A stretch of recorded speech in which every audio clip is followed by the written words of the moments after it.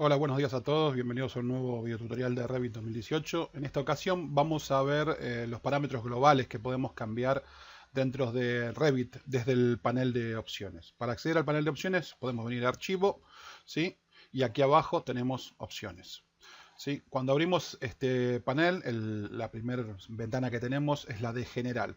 En esta ventana de General tenemos la posibilidad de configurar, por ejemplo, cada cuánto, ¿sí? Cada cuánto Revit nos va a pedir o nos va a recordar que salvemos nuestro proyecto. Esto es lo que hace en este primer cuadro. Fíjense que viene por default configurado cada 30 minutos. O sea, lo que va a hacer esto es que en algún momento, cuando nosotros estemos trabajando y vayamos a ejecutar un comando, la máquina nos va a decir: escuchad, hace mucho tiempo que no salvás el trabajo, deberías salvarlo.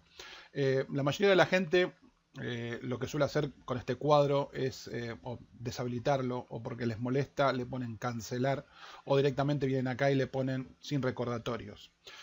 Yo no se los recomiendo, ¿sí? Les recomiendo que le pongan cada 30 minutos porque si llegan a colgarles el programa o llegan a hacer algo que no deben, o se llega a ir la luz, que es algo muy común en este país y más en esta ciudad donde yo vivo, se van a querer morir. Más si estuvieron trabajando 4 o 5 horas, se van a querer matar. Así que mejor que lo dejen, que cada 30 minutos les aparezca el cartelito y que salven la información cada 30 minutos. En todo caso, perderán esos últimos 30 minutos.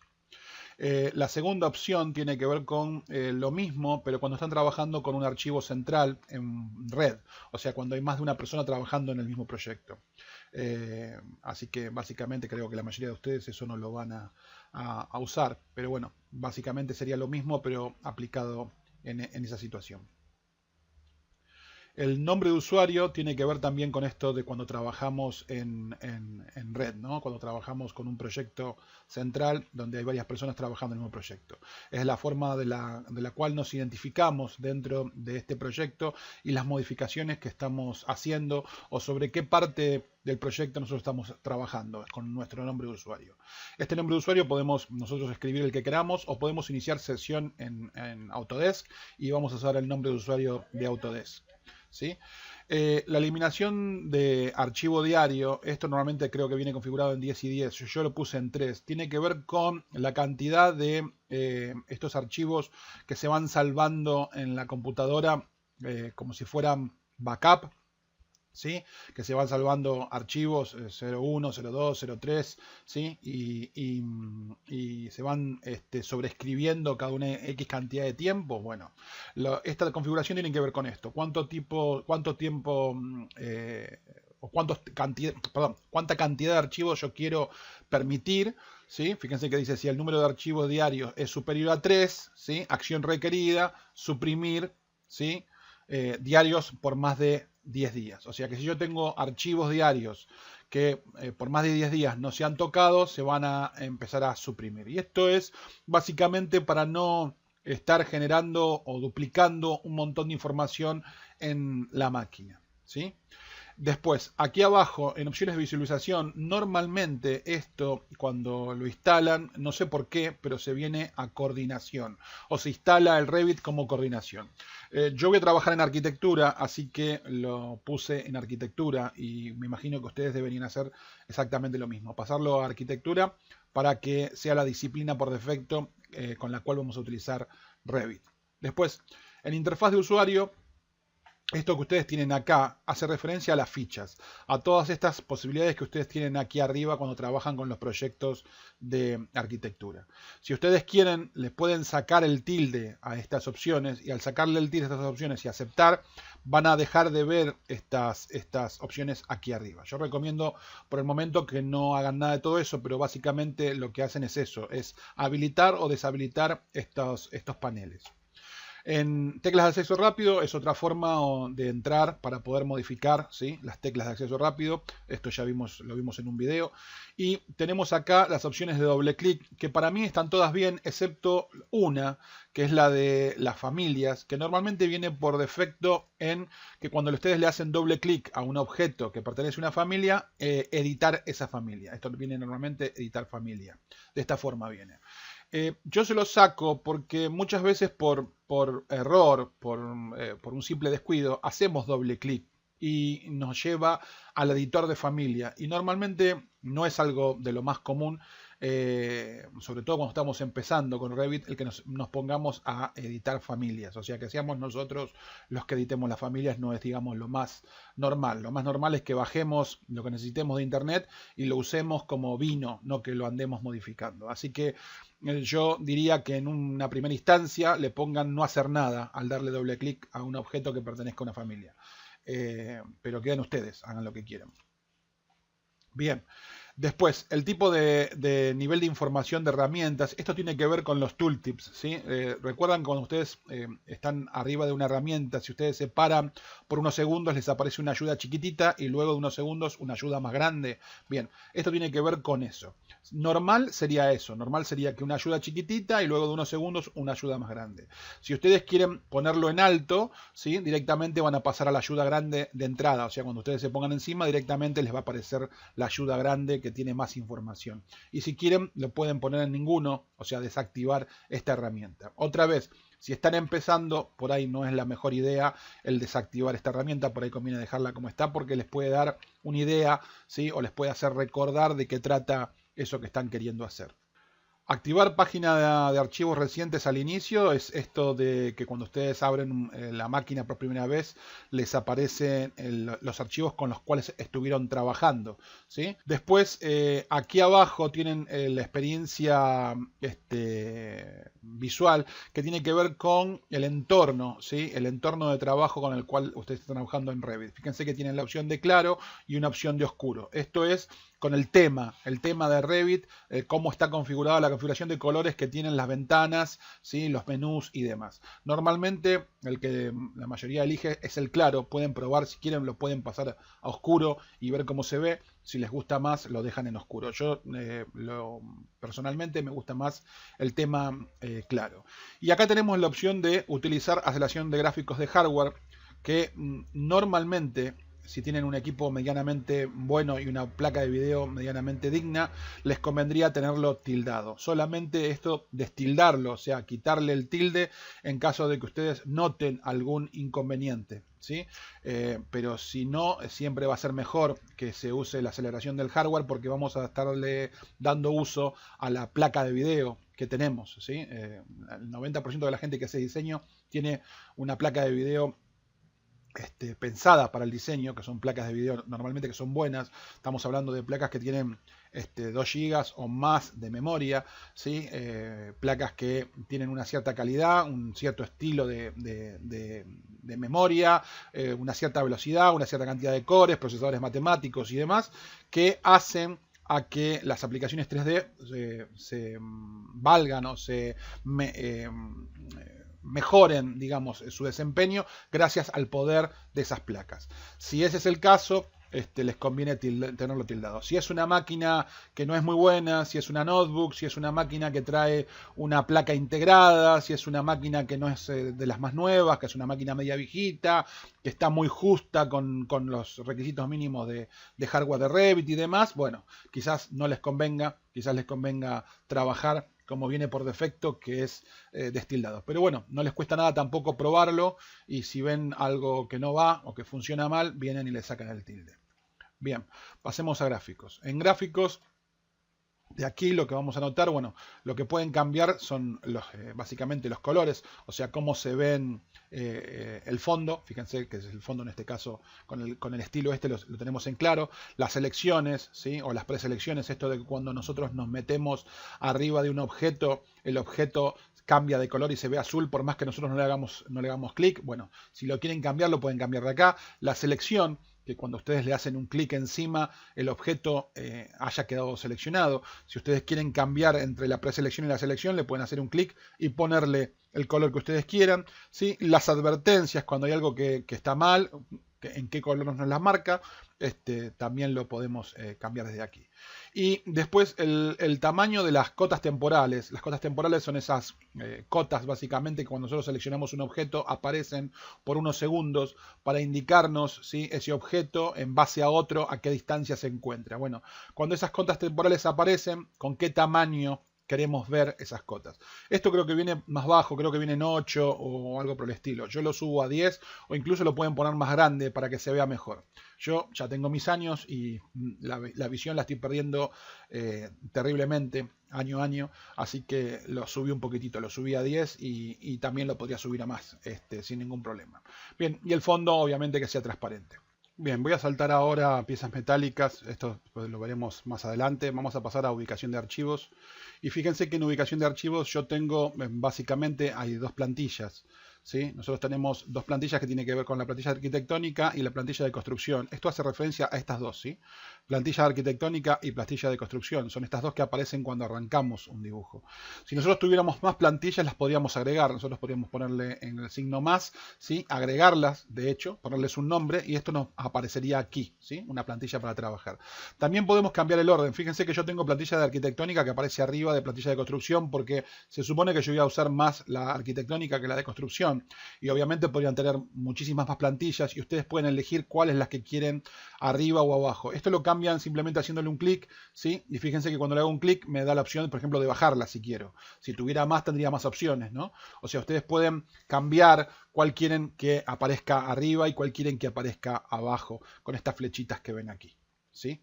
También pueden cambiar acá, fíjense en las rutas. Si ustedes no quieren las rutas por defecto, por ejemplo, la ruta por defecto para los archivos del usuario, fíjense que yo lo tengo en C, user, ¿sí? Marcos, mis documentos. Pero yo podría cambiar esta ruta si quisiera, ¿sí? Para que cuando se guarden mis archivos o los guarde en otro lado o en otro disco. Esto de guardarlo en otro disco es muy útil, sobre todo si tienen dos discos para preservar su trabajo, ¿sí? Normalmente el disco C es el disco que contiene todo el sistema operativo, Windows, ¿sí? O el que estemos usando. Y el disco C es el más propenso a tener problemas porque es el que tiene el sistema operativo. O sea, si el sistema operativo se corrompe, si bajamos un virus, no sé, cualquier cosa, se daña el disco, le pasa cualquier cosa, Windows no va a arrancar.